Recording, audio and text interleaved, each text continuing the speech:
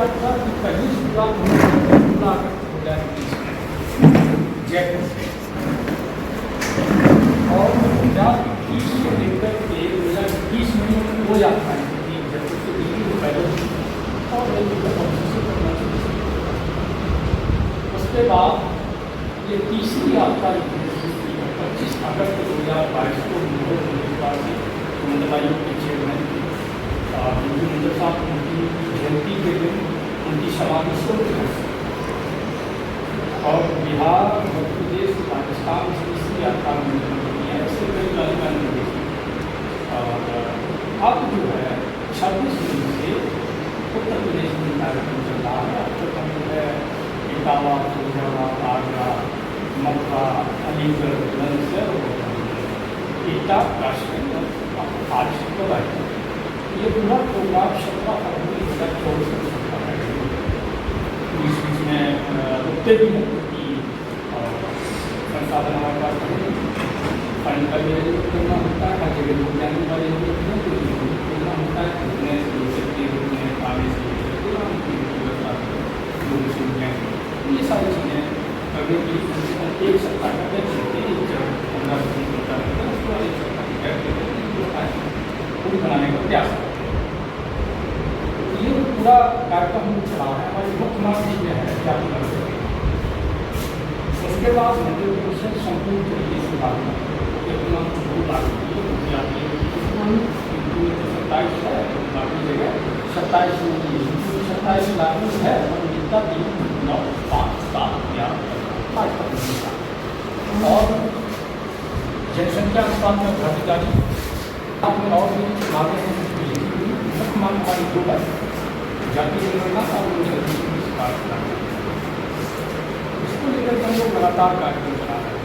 पूरी लड़ाई हम तमाम हम बच्चे विनाशी उनसे उम्र भी बड़े हैं, तो इसके हिसाब से आपका अनुभव मुझसे चाहता है। आपने हमसे ज़्यादा दुनिया देखी है, इसमें कतई कोई बुराई नहीं। और आप ये अच्छे से जानते हैं कि किस तरीके से हमारे साथ जो हमारा किसान वर्ग है, जो मेरा वर्ग है, वो जिस वर्ग है जो चाहते हैं, इसके साथ किस तरीके के षड्यंत्र हुए हैं, किस तरीके से इसको गुमराह किया गया, इसको लूटा गया, इसकी हक वंचित इसको किया गया। जब मंडल कमीशन की बात आती है, बात करें बाबा साहब अम्बेडकर से, तो उन्होंने कहा कि उसकी आयु होना चाहिए, बात नहीं मानी, इस्तीफा देना पड़ा, 4 मांग। उसके बाद काका कालेकर आयोग आता है।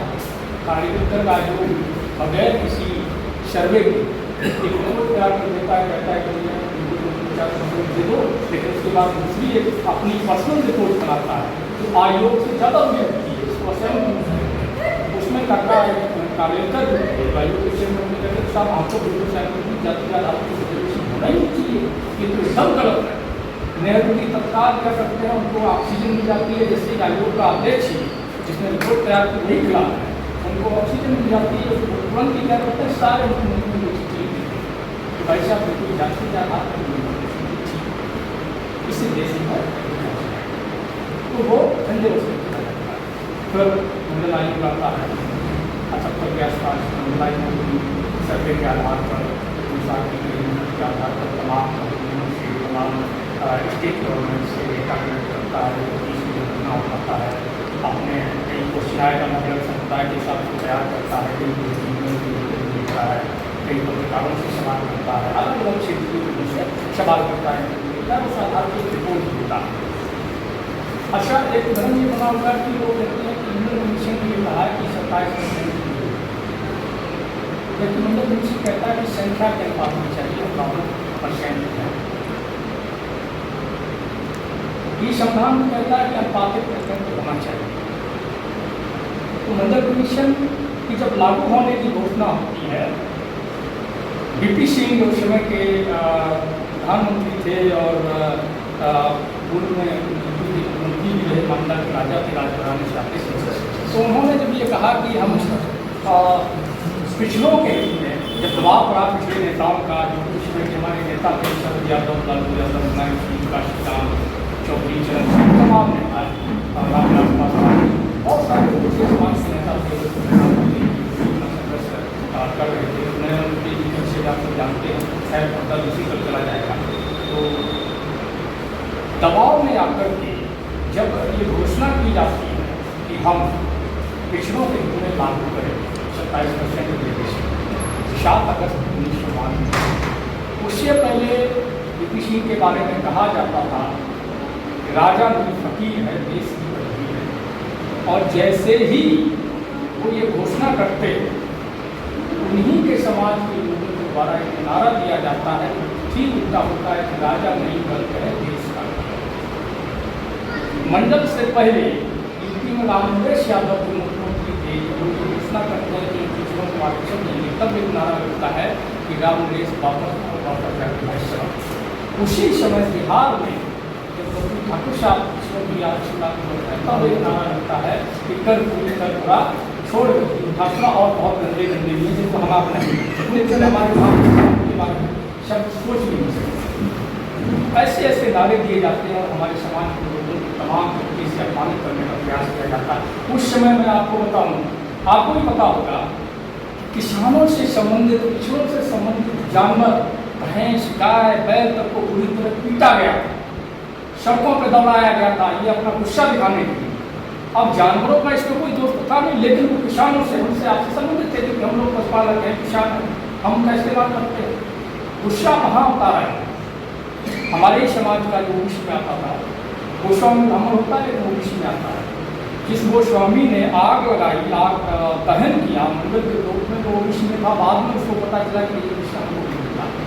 तमाम छात्रावासों में, हॉस्टल्स में स्टूडेंट को भड़काया गया, जो मंडल के समर्थन थे उनको मारा पीटा गया, पीट गया, जेल की बहुत ज़्यादा भयंकर संघात उस समय हुआ। पूरे अगर दिल्ली से लेकर हम बात करें तो हिमाचल और बिहार तक बड़ी मुश्किलों में विषय पाल होगा। जाति जनगणना का जो सवाल है, 1882 से ब्रिटिश हुकूमत लगातार जाति जनगणना करवाती आई है। अच्छा, अंग्रेज जब इस देश में आए तो लंबे समय तक वो ये नहीं समझ पाए कि यहाँ की व्यवस्था क्या है। जब उनको समझ में आया कि यहाँ कुछ दाल में डाला है, कुछ तो गलत होगा, तो उन्होंने कहा कि इसका पता कैसे लगाया जाए कि किसके साथ अन्याय हो रहा है। तो उन्होंने कहा कि ऐसा करते हैं कि जातियों के आधार पर डेटा जुटाते हैं, इसके पास कितनी जरूरी है, कितनी नौकरियाँ, शिक्षा, एजुकेशन के तमाम सारे जो आंकड़े हैं हमारे पास से, वो सारी आंकड़े सामाजिक शैक्षणिक जुटाते हैं। तो उन्होंने जब जाति जनगणना करवाई, जब जाति जनगणना हुई तो उसमें चौंकाने वाले तथ्य के सामने आए। तब जाकर के उन्हें ये पता चला कि भारत के अंदर विशेष रूप से हिंदू धर्म व्यवस्था के अंदर 4 जो गढ़ बना के रखे हुए हैं, उसमें क्या किया गया है कि देश के जो सब कुल 7% 8% लोग, उसमें से एक जाति में धार्मिक सत्ता पर, संस्कृति पर, कल्चर पर अपना एकाधिकार दिलाते हैं, शिक्षा पर अपना एकाधिकार दिलाते हैं। वो जो कहेगा धर्म के आधार पर वही सभी को मानना पड़ेगा, वही आपके बच्चे का जो है शुद्धिकरण, जन्म और शादी विवाह का तारीख तय करेगा, वही जो है मरने के बाद में आपको मरने की दक्षिणा उठाएगा और जन्मने की उठाएगा, वही आपको बताएगा कि आप किस तरीके से गुरु की भागी हैं, किस तरीके से पाप के भागी हैं, मंदिर में कौन घुसेगा, कौन नहीं घुसेगा, किसके हाथ का छुआ आप पानी पिएंगे, किसके साथ आप बैठेंगे, किसके साथ आप नहीं बैठ सकते, ये उसके कंट्रोल में है पूरी धार्मिक सत्ता। दूसरा जो क्षत्रिय वर्ण है, जिसको कहा गया है कथित क्षत्रिय को कहते हैं, क्योंकि ऐसा उन्होंने विशेष काम नहीं किया है, तो उनके हाथ में पूरा जो है राज सत्ता, जो राजनीतिक सत्ता है, उस पर उनका पूरा कंट्रोल है। जमीनों से लेकर के पूरी व्यवस्था को उन्होंने कंट्रोल करके रखा है। तीसरा जो बनिया वर्ग है, उसने व्यवसाय पर आत्महत्या जमा है और इनकी महज आबादी 7 से 8%, बाकी 92-93% जो जनसंख्या है, जो इस देश के किसान कबीले मजदूर लोग हैं, शोषित बच्चे समाज है, मेहनत का समाज है, हुनरमंद समाज है, कारीगर समाज है, इसको इन्होंने व्यवस्था से बाहर रखा, किसी को अछूत बना के रखा, किसी को सछूत बना के रखा। सछूत कुछ जातियों को इसलिए बना दिया ताकि उनके बगैर काम नहीं चलना है। अगर अनाज चाहिए खाने के लिए तो हल तो चला नहीं सकते, क्योंकि धर्म ग्रंथों के अनुसार ब्राह्मण को हल्की दूध पकड़ना वर्जित है और दूध को जानवर से निकाल नहीं सकते, बेच नहीं सकते, क्योंकि दूध मनुस्मृति के अनुसार अगर कोई ब्राह्मण 3 दिन लगातार दूध बेचता है तो शुद्ध कहलाएगा, शुद्ध हो जाएगा। तो वो ये सब काम नहीं कर सकते। तो इस काम के लिए अब इसकी जरूरत है, इसके बगैर जिंदा नहीं रह सकते। तो उन्होंने क्या किया, अभी कोई जज मंदिर वगैरह कुछ तकसीम बना दिया कि तुम हमारे घर आ जा सकते हो, हमारे साथ बैठ सकते हो, ठीक है।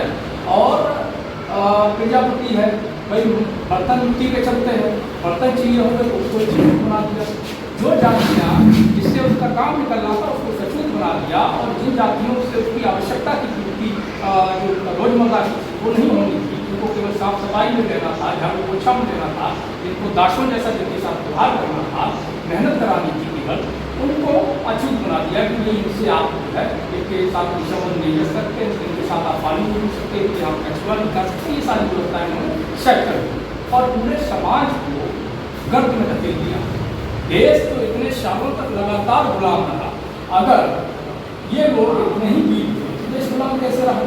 देश गुलाम इसलिए रहा कि देश की 90-92% आबादी को उस व्यवस्था से बाहर रखा गया, उन्हें लड़ने का अधिकार नहीं दिया गया, उन्हें एजुकेशन का अधिकार नहीं दिया गया, धार्मिक सत्ता का अधिकार आज भी आपके पास नहीं है। राजनीतिक सत्ता डेमोक्रेसी होने की वजह से, लोकतंत्र संविधान लागू होने की वजह से हम उसको ले रहे, प्रयास कर रहे हैं, लेकिन आज भी हमारी राजनीतिक सत्ता में अपनी भागीदारी 20-25% से ज़्यादा नहीं है। हर जगह उन्हीं के लोग हैं। यूपी में अपर कास्ट की संख्या कितनी है और उनके विधायक और सांसद कितने हैं, ये हम और आप सब जानते हैं, किसी से छुपा नहीं है। हमारी संख्या कितनी है और हमारे प्रतिनिधि कितने हैं, ये हमें समझना पड़ेगा।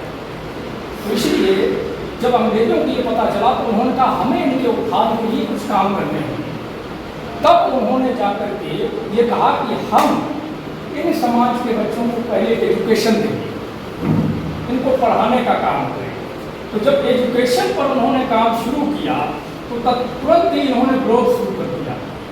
बाल गंगाधर तिलक, जिसको लोकमान्य कहते हैं, उन्होंने ये कहा। साथियों नमस्कार, जय मंडल, जय श्रमदान, जय जोहार। मैं अनुज सिंह विद्रोही। साथियों आप देख रहे हो मंडल यात्रा 25 अगस्त 2022 से चल रही है और 17 फरवरी 2024 तक चलेगी। जातिवार जनगणना को लेकर, मंडल कमीशन की सिफारिशों को लागू करवाने को लेकर, जनसंख्या के अनुपात में आरक्षण की मांग को लेकर के, और 17 फरवरी 2024 से स्थायी आंदोलन की शुरुआत होगी। दोस्तों इस यात्रा के जरिए आंदोलन का निर्माण करने के लिए हमें आपके साथ की ज़रूरत है और सहयोग की ज़रूरत है। आप सभी से अपील है कि आप सभी इस यात्रा को चलाने के लिए आर्थिक सहयोग करें, यात्रा के जो वीडियोज़ हैं उनको अधिक से अधिक शेयर करें और हमारे इस यूट्यूब चैनल को सब्सक्राइब कर लें, बेल आइकन को प्रेस करें ताकि आपको नोटिफिकेशन मिलता रहे और अधिक से अधिक लोगों तक इस सूचना को पहुंचाएं। अपना कोई मीडिया नहीं है, अपना कोई तंत्र नहीं है, हम लोगों को अपनी लड़ाई, अपनी सूचनाएं खुद ही प्रसारित करनी, खुद ही लड़ाई को खड़ा करना। शुक्रिया। जय मंडल, जय श्रमदान।